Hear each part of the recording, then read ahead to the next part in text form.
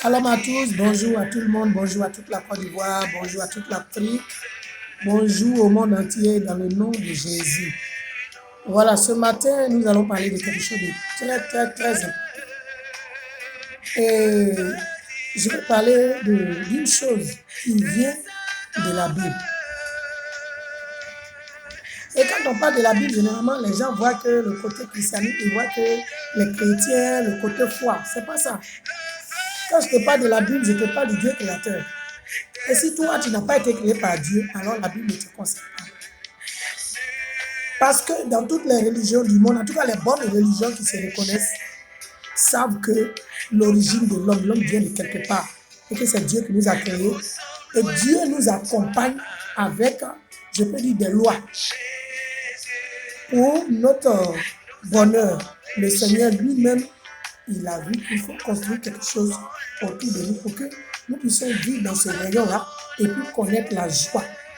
Et c'est en cela que Dieu a donné ses commandements à Moïse.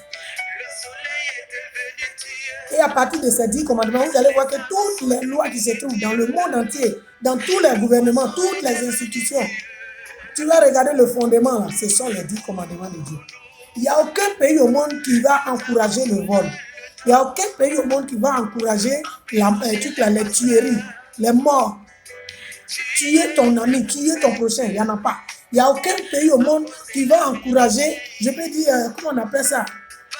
La désobéissance à la loi. Mais ça vient de qui? Ça vient de Dieu. Donc je veux dire à quelqu'un ce matin que tout ce qui est de Dieu fait partie des besoins primaires de l'homme. Et c'est pourquoi Dieu nous parle du travail. Je vais revenir encore ce matin sur le travail. Pourquoi je reviens sur le travail? Parce que de tout ce que nous faisons sur la terre, il faut poser une action, il faut faire quelque chose pour avoir un résultat. Quand tu poses de bonnes actions, le résultat est bon. Quand tu poses de mauvaises actions aussi, le résultat n'est pas bon. Et dans le travail, je vais parler de quoi? Je vais parler de la loyauté. Je vais parler de la loyauté dans le travail. Je vais parler de toutes les personnes qui sont recensées ou recrutées dans les entreprises, petites ou grandes, dans le but d'apporter leur soutien à toutes les personnes qui ont besoin d'eux ou d'elles. Quand quelqu'un ouvre, il crée une entreprise, il met une entreprise sur pied, il sait que lui-même ne peut pas travailler dedans. Et même s'il doit travailler dedans, il n'est pas le seul à tout faire. Il a besoin de certaines personnes pour l'aider. Et ces personnes-là doivent comprendre que de la même manière qu'elles ont été aujourd'hui recrutées, c'est comme ça que demain, Dieu permettra qu'elles aussi recrutent des gens. Et c'est pourquoi quand tu travailles, dans le travail, il faut être loyal. Quand on parle de loyauté, c'est quoi?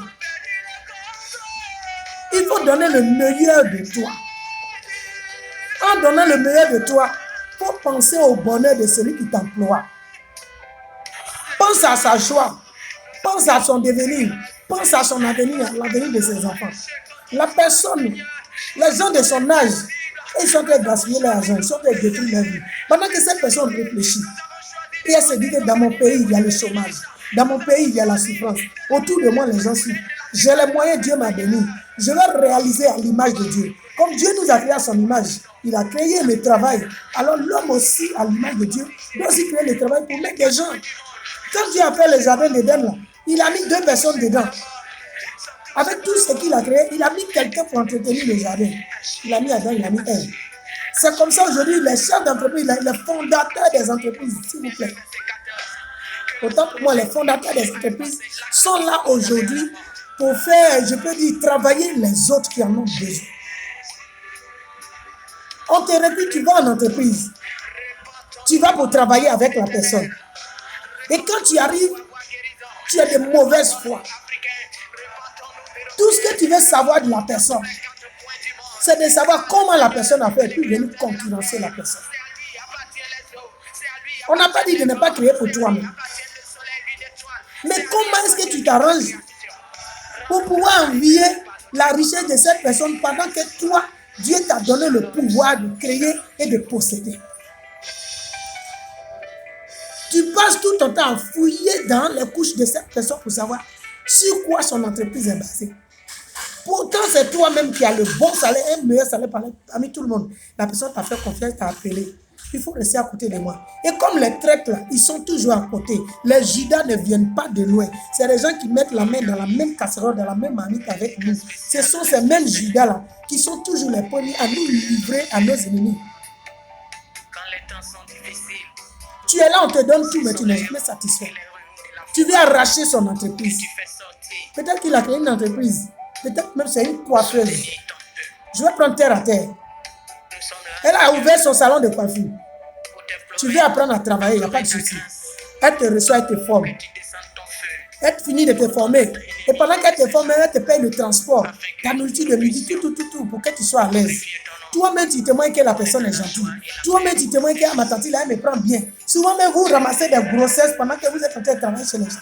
Et il y a des femmes qui ont la main sur le cœur qui disent que c'est une petite fille. Je vais l'aider. Et malgré ta grossesse, même tes parents sont fâchés. Elle te garde. Elle te soutient. Elle t'accompagne. Et toi, qu'est-ce que tu trouves à faire? Pendant que tu es béni, ce que tu trouves à faire, c'est de venir construire un autre salon de coiffure dans les narines de la personne. C'est-à-dire, en face de son salon, c'est là toi qui viens créer pour toi. Parce que tu as vu que là où vous avez travaillé, elle a des bons clients. Il y a des personnes qui viennent dans son salon là, vraiment qui payent bien. Et c'est ça là, toi tu as vu, comme tu as travaillé là, et qu'on te connaît là, en tant que, je peux dire, l'aide de ta patronne, alors tu vas aller dans le même quartier, dans le même rayon. Je peux dire même en face même de cette personne, c'est la rue qui vous sépare. Et tu viens, tu ouvres un salon de coiffure là. Et puis tu fais ta publicité, tout ça.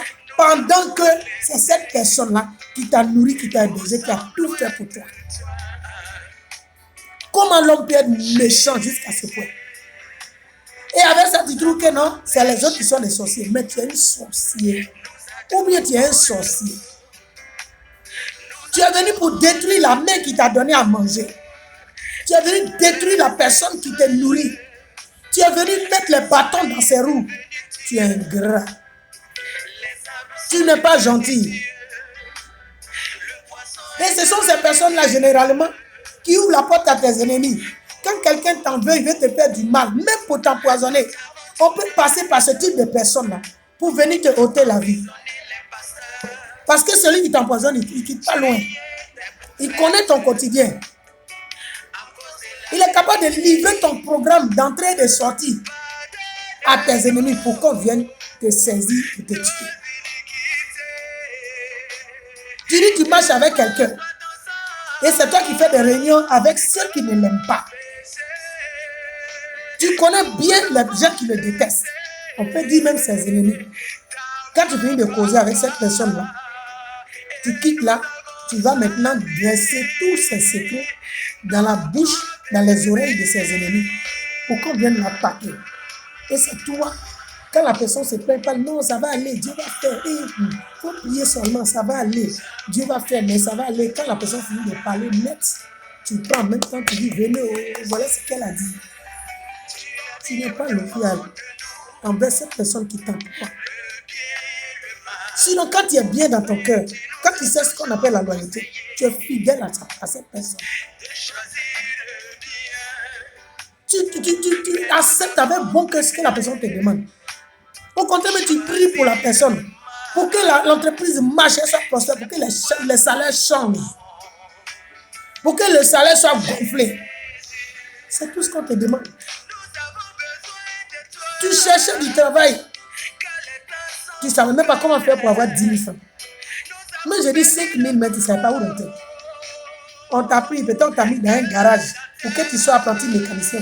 Dès que tu as su ce qu'on appelle la mécanique, tu appelles ces grands clients, les gros clients, les boss là, qui viennent dans le travail. C'est toi qui les appelles maintenant. Tu crées maintenant ton entreprise ailleurs. Pendant que tu es chez la personne, tu as déjà une entreprise ailleurs. Tu orientes ces bons clients là dans toi, ton garage, ton nouveau garage que tu as créé. Et tu es là jusqu'à ce que tu puisses évacuer tout le monde chez toi. Et puis quand tu viens de les faire évacuer, c'est là maintenant tu rentres à démission. Tu es un sorcier. Tu es une sorcière. Tu fais la restauration avec quelqu'un. La personne t'a formé. Mais toi, ce qui est dans ton cœur, comment faire pour connaître son secret et puis combattre la personne? Comme si la personne elle avait mal fait de t'employer. Hein? Ou bien tu es dans une entreprise de la place. Le patron aime ton affaire. Il dit que tu travailles bien. Tu es ponctuel. Tu es conscient. Tu es une personne aimable. Une personne qui respecte. Oh, c'était une farce. Lui, il ne connaît pas ton intérieur. Il te prend, il te met à côté de lui. Et comme tu veux sa place en entreprise, tu fais tout ton possible pour aller vendre la personne chez les autres patrons. Puisque c'est toi qui es son homme de confiance, puisque c'est toi qui es à côté de lui, c'est que tu vas dire, ils vont croire. Tu veux qu'on te nomme à la place de cette personne. Alors tu vas aller maintenant pour gâter son nom. Tu vas aller torpiller la personne. Les actions que la personne n'a pas posées, tu vas aller dire ça là. Tout ça pour que tout le monde te prenne, pour te positionner et que la personne soit exclue de l'entreprise. Tu es méchant. Arrêtez le judaïsme. Arrêtez d'être judas partout. Quelqu'un qui vient pour te sauver d'une situation, de la misère, la pauvreté dans laquelle tes parents t'ont plongé. Parce que si tu es né pauvre, c'est que tes parents n'ont pas été capables de se battre pour te réserver un avenir meilleur. Ils ont échoué. Et c'est pourquoi on trouve la pauvreté. Et quand tu as trouvé la pauvreté, toi aussi tu dois tout faire pour sortir de là. Mais pas au détriment des autres. Pas au détriment des autres. Arrête d'importuner les gens. Arrête de détruire la vie des autres. Sois honnête dans ce que tu fais. Il faut aimer la réussite des autres. Il faut accepter que ces gens-là soient décorés. Il faut accepter que ces gens-là soient honorés par les supérieurs. Et travaille. Et dans ton fort, demande à Dieu de t'élever. Et le Seigneur va ouvrir une porte. Et tu vas voir qu'on va te donner un niveau supérieur dans ton service. Ton salaire va changer. Le grade va changer. Ta position va changer. C'est pas parce qu'on a donné une voiture de service à l'autre que toi aussi tu as dit non, moi mais il m'a trouvé en entreprise, il m'a trouvé dans la société, lui il vient d'arriver. On fait le même travail, c'est lui, ils ont décoré. Ça dépend de son étoile. Et ça dépend aussi de ce qui est au-dedans de lui. Mais si tu dis dans une entreprise qu'on t'a jamais décoré, il faut te poser aussi des questions. Qu'est-ce qui ne va pas? Il y a quelque chose qui ne va pas dans ta vie que tu dois changer. Revois ton caractère, revois ta mentalité, ta manière de penser. Il faut te revoir à tous les niveaux. Et puis laisse Dieu faire ton palais. Laisse Dieu te nommer. Laisse Dieu t'élever. Arrête de chercher les choses par tes propres forces pour être le sorcier des autres. Arrête. Arrête d'importuner les gens. Arrête d'être, comment on appelle ça, le serpent dans la poche des autres. Tu fais comme si tu es inoffensif. Alors qu'en réalité, c'est toi qui craches tout le venin de l'entreprise. Qu'est-ce que ça te donne de mettre un père de famille sur le plancher? De faire renvoyer quelqu'un qui t'a fait rentrer dans une entreprise. Ou même de combattre celui-même qui te donne la connaissance. Qu'est-ce que tu gagnes si ce n'est pas la sorcellerie? Si ce n'est pas ta propre destruction. Parce qu'il y a toujours un retour à l'envoyer. Il y a un retour à l'envoyer dans tout ce que nous faisons. Fais très attention. Fais très attention dans ce que tu fais. Que le Seigneur te bénisse. Partage la vidéo. Partage, même si tu n'as pas envie d'écouter. Même si tu n'as pas envie de suivre. Il faut partager. Parce que toi, peut-être, ça ne te concerne pas, mais ça doit concerner quelqu'un d'autre. Il faut partager la vidéo. Aide-moi à parler à tout le monde. Partage la vidéo. Partage-le pour le bien d'une amie, d'un frère, tes amis Facebook. Il faut partager la vidéo. Tu les aides. Tu les aides. Si quelqu'un me devait poser une telle action, peut-être en écoutant, en regardant cette vidéo en suivant, je pense que cette personne-là va dire c'est vrai. Hein. Non, mais c'est pas ce qui m'a pris même ça. Il faut que j'arrête. La personne peut arrêter. Et tu viens de sauver une âme comme ça. De la mort. Que Dieu te bénisse. Que le Seigneur nous bénisse. Soyons connectés. Restons connectés à la parole de Dieu. Dans le tout-puissant nom de Jésus. Merci à tous ceux qui me suivent. Que tu sois chrétien ou pas, que le Seigneur te bénisse. Moi, je ne prie pas pour que les gens ils soient maudits. Je prie pour que tout le monde soit béni. Et tous ceux qui vont vouloir attenter à la vie de toutes ces personnes durant cette semaine, que le Seigneur même soit le juge. Que Dieu venge ces personnes. Que Dieu lui-même prenne le contrôle de toute situation. Pour ce mois de février, que le Seigneur te bénisse. Shalom sur toi, au nom de Jésus. Amen.